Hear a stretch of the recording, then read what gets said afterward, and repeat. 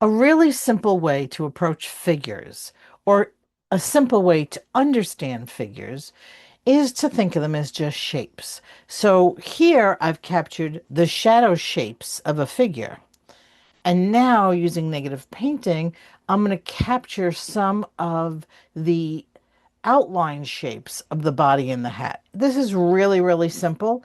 All I need to do is just add a nice amount of watercolor, any color you choose. Remember, I'm not painting the figure, I'm painting around the figure. And you could right away see how simple the figure starts to appear.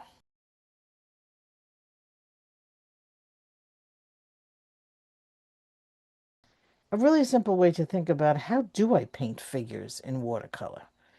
And I'm just sharing with you one way to help get you started to understand those figures. The same thing with the hat. You can already see a tiny bit of negative painting here, but let's move into that a little bit more.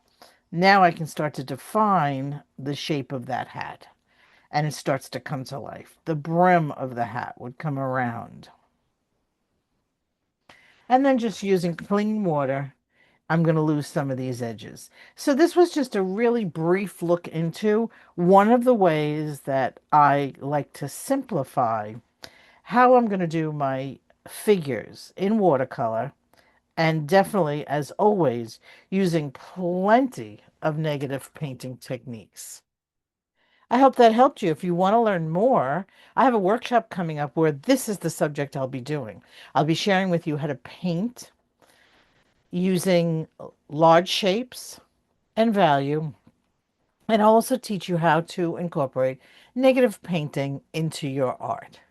The information for my workshop will be listed in the description below. I hope to see you in my workshop. Bye.